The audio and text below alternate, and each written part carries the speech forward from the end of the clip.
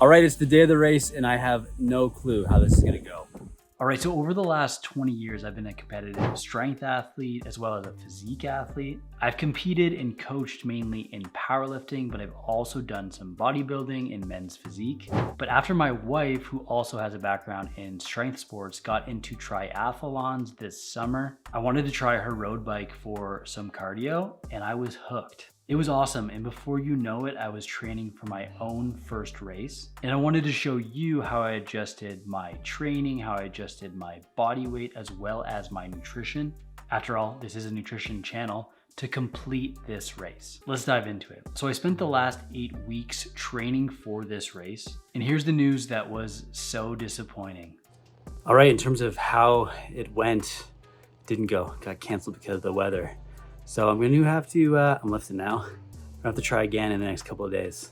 Yeah, that's right. After shifting everything in my life around this race, my training, kids, work schedule, all that stuff, the event was canceled. But that's the Canadian province of Saskatchewan for you. This type of stuff happens. It was a few degrees over freezing, 70 to 80 kilometer winds. It wasn't gonna be any fun. And I actually made note of this in the video I took while I was eating my breakfast before the race was supposed to be. But about 30 minutes before the transition opened, look at me with the triathlon lingo, the event was canceled. It wasn't a lot of notice, but athlete and volunteer safety should be number one, so I don't blame them. Now, this is a good time to explain a few things for you. Number one, I did get to do the race. My old training pal, as well as my old nutrition client, Mike Rogers, stepped up and did it with me. Alrighty, so I didn't get a chance to do the duathlon yesterday, but my pal Mike here has helped me out and we're going to do the whole course today. So I'm looking forward to it. Let's go. And I'll share with you how it turned out at the end of this video. So stay tuned for that. And number two, I was actually planning on doing a duathlon.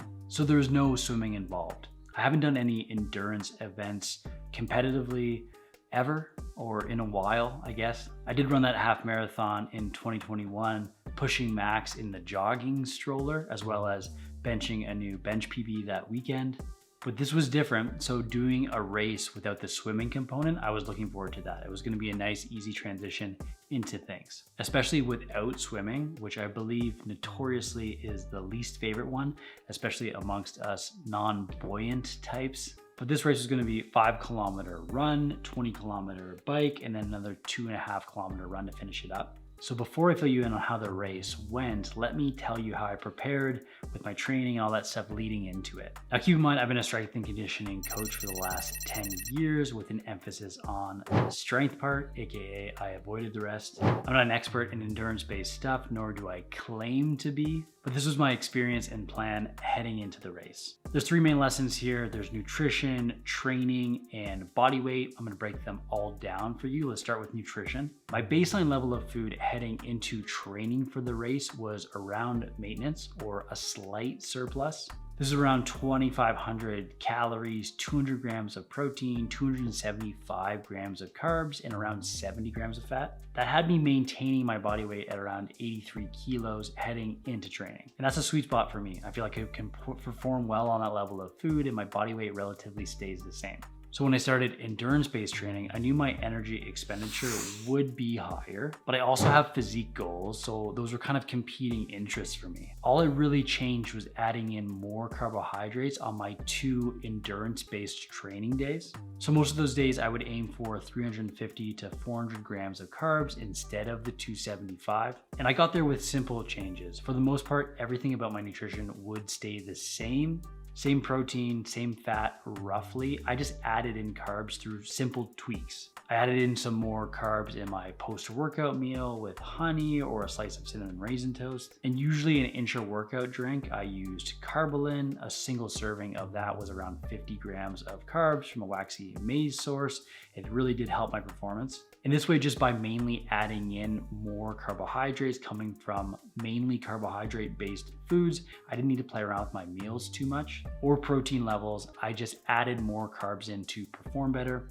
I have a feeling when most people start endurance-based training, they change their foods up a lot. They start to act like endurance-based athletes and just focus on carbs instead of protein. In my opinion, that is not a great idea for performance or your muscle or recovery, especially if you are still doing some resistance-based training. Keep in mind, most of my training days, I would train fasted out of necessity. I do this first thing in the morning before everyone else gets up, especially the kids, just so I can get it done. So I would generally take some pre-workout and probably 15 grams of protein coming from whey isolate, and then drink the Carbolin and some electrolytes during my actual training, especially the endurance-based stuff.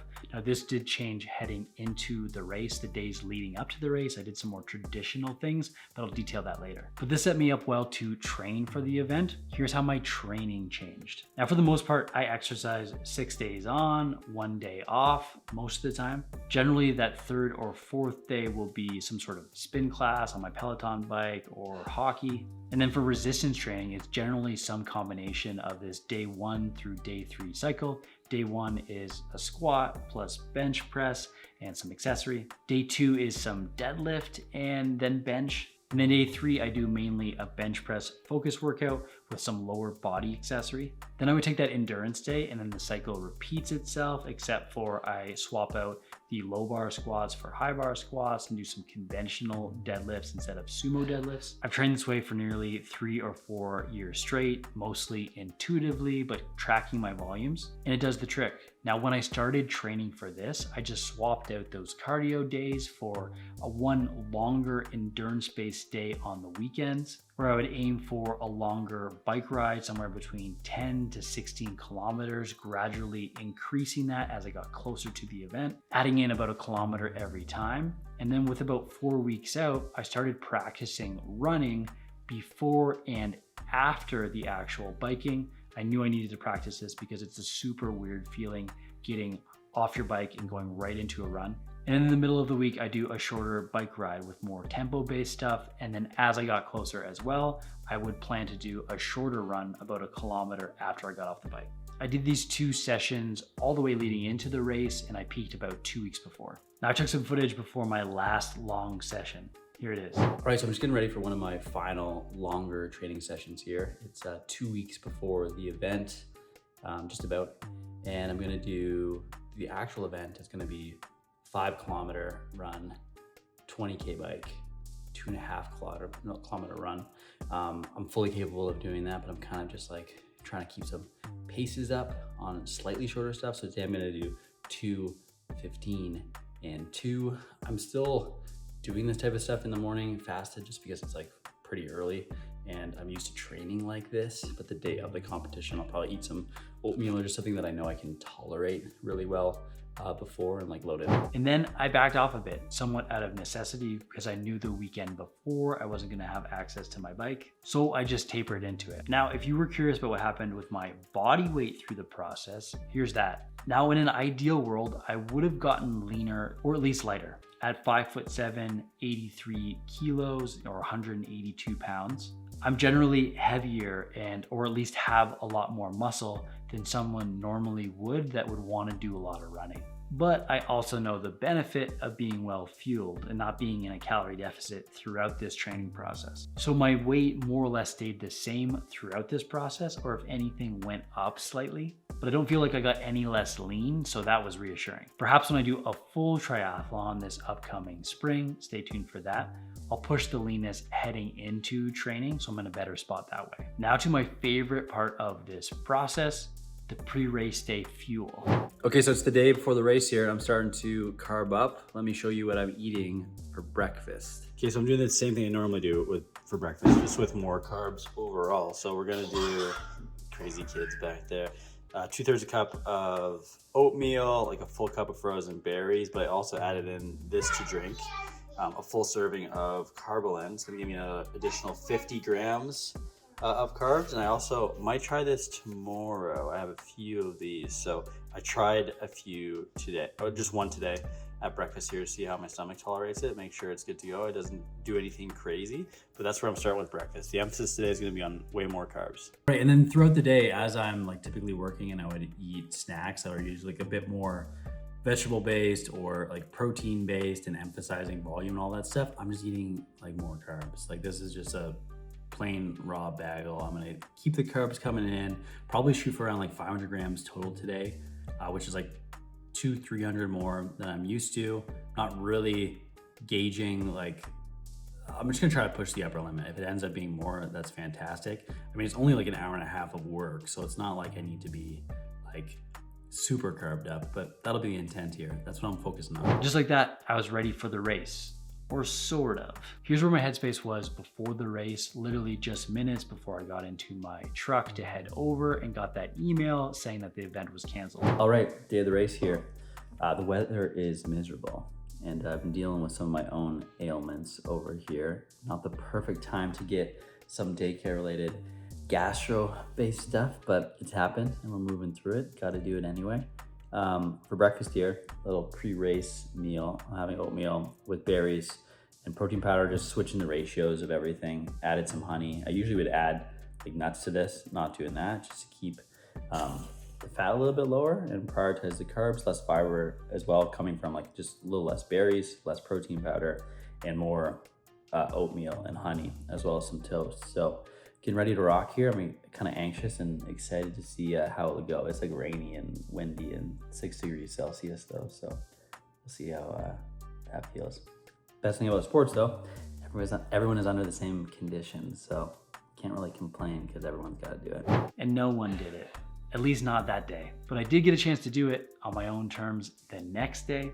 As I said before, my friend Mike Rogers saved the day. He agreed to do the race for me. He more or less paced me. He's a very accomplished endurance athlete, CrossFit athlete. He really saved the day and stepped up. It wouldn't have been nearly as fun had I done it myself, so I'm very glad he stepped in. Thank you if you're watching this. Alrighty, so I didn't get a chance to do the duathlon yesterday, but my pal Mike here has helped me out, and we're going to do the whole course today. So looking forward to it. Let's go. Run done. How'd that feel? Good. Nice. Yeah. You're going Thanks for the bike. pace. Woo. All right, off to the bike. There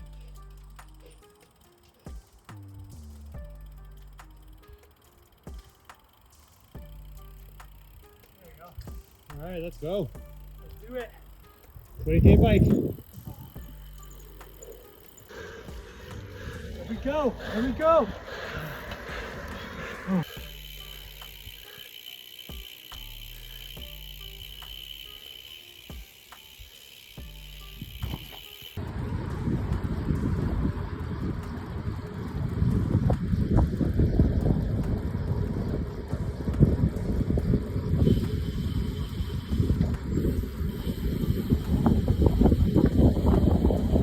All right, bike, first run, first bike done. We're all Let's go. good. Last little bit, last leg. Let's Feeling go. good, ready to go. 2.5K. Let's do it. And we're done. Woo! Did it. And that was it. I'll detail the actual times in a second, but I was super pumped to be able to finish the event as well as have some pretty solid times. Alrighty, so I got the duathlon done. It happened on Sunday, the day after it was supposed to. It was an up and down weekend, without a doubt. Kind of got a stomach bug on Friday, the day before. Just like pushed through it, woke up thinking, you know, just gonna find a way to make this work. And then the weather happened, didn't end up getting to do it, but I ended up doing it here on Sunday, the day after, in an unofficial manner. But with an old friend, Mike, who's into a bunch of endurance stuff, who paced me all the way through. He did a swim earlier in the day and still did the full duathlon and motored, but I was able to keep up with him. I think I went through the first 5K in about like 26:30, pretty solid time. The bike was just like on pace for the full 20K. It was wonderful out there. It was definitely my strongest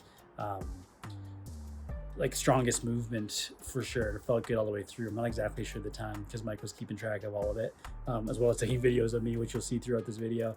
And then the last 2.5K was about 14:10.